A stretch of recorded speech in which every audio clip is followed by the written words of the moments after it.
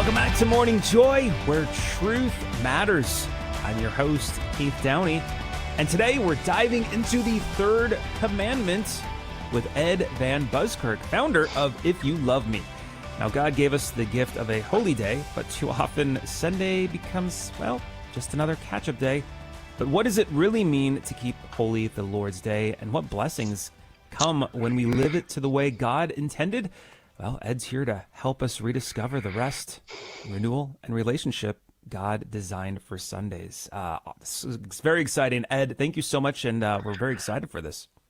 I am as well. This is one of my favorite commandments to speak on because it offers us such a wonderful blessing, such a wonderful gift, and it's so much about our relationships with God and with the family. You know, we talked in one of our earlier sessions about how the commandments are all about our relationships. And this one here gives us the opportunity to really enjoy and strengthen our relationships. And we need to take it back because we've lost it in a big way. Yes. So the third commandment tells us to keep holy the Lord's Day. But for many people, that means going just to Mass on Sunday. Can you start by explaining what this commandment really means and why it's so much more than just an hour at church? Yeah, it truly is. It's a whole day of a gift. And I'm going to start with just reading what it says in Exodus 20, because there's much more to it than just keep holy the Lord's Day. And what does that mean?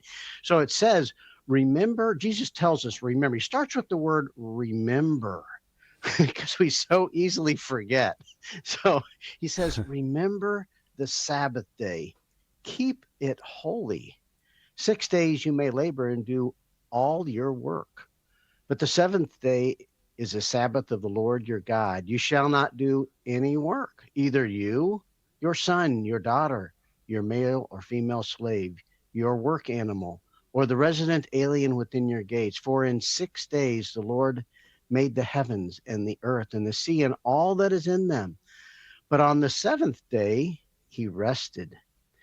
That is why the Lord has blessed the Sabbath day and made it holy. He made it holy. And what is holy? It's set above, set apart. It's different.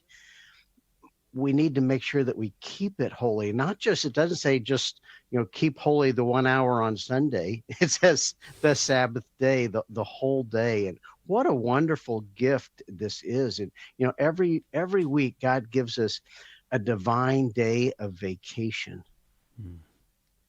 A true vacation for us. And what have we done with it? We have just clobbered it with all kinds of catching up for the week ahead on the things we didn't get done on the week past and getting ready for the week ahead, getting the laundry done, getting the grass cut, the grocery shop. This is all work. And it says 6 days you may labor and do all your work. If we can't get all that stuff done in the 6 days that God has given to us, we probably have taken on too much. And people just, how many times do we hear people say, oh, I'm so busy, I'm exhausted, I have no time just to sit and rest. Well, whose fault is this? It's our fault. We get caught up in just trying to fill our lives, just like at the buffet. We talked about that in another session about the buffet. We go down and we get to our table and we got this heap of food, and we might enjoy the first, 5 minutes of enjoying the food, but then it starts to become kind of like, I took all this food. I really shouldn't waste it. And so we shove it in, and it just doesn't taste so good. This is what we've done in our lives. We filled it up. And I think of the book C.S. Lewis. What's the one where he, Wormwood, and what's the title of that book? It escapes my mind right now. Oh.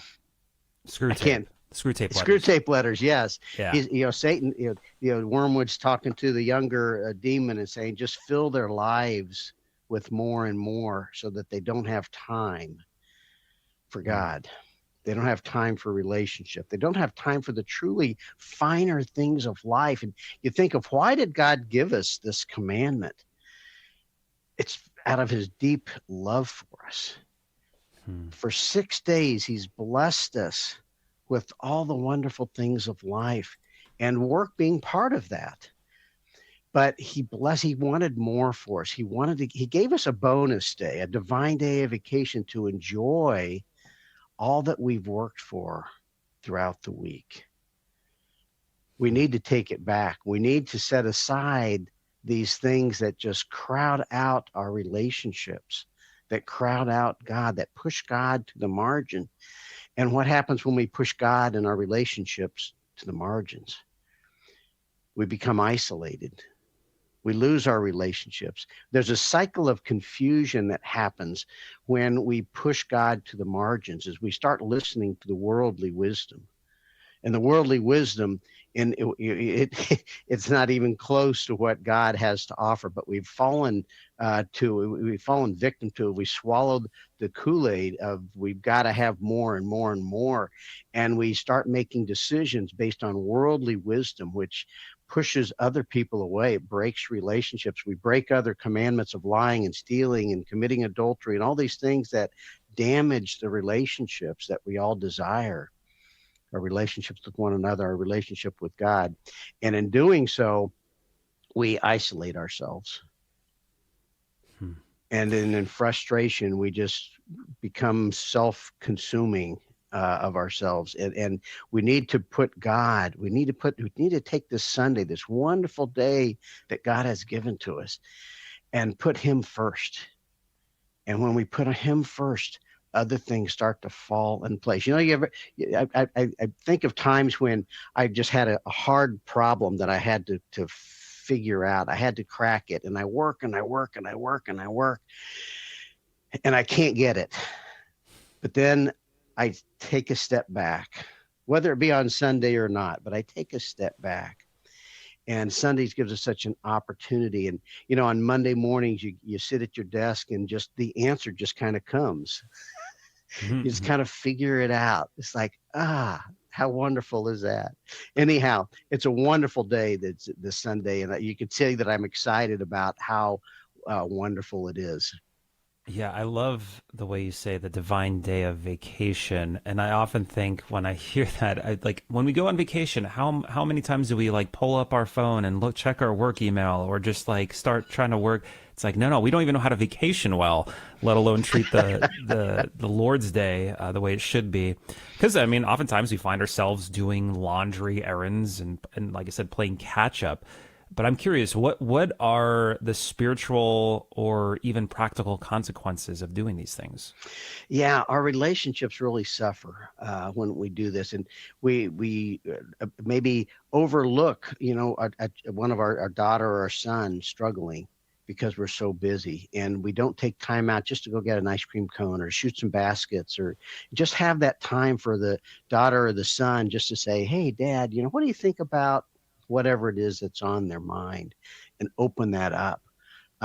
We spend, if we spend time with our spouse and think, the other day I said something to you the other day, and it's just, I want to say I'm sorry.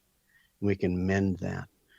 It's such a beautiful gift. But what happens is we get so caught up in work as we end up Sundays and we start out the week physically and spiritually and mentally exhausted. And that's right where Satan wants us.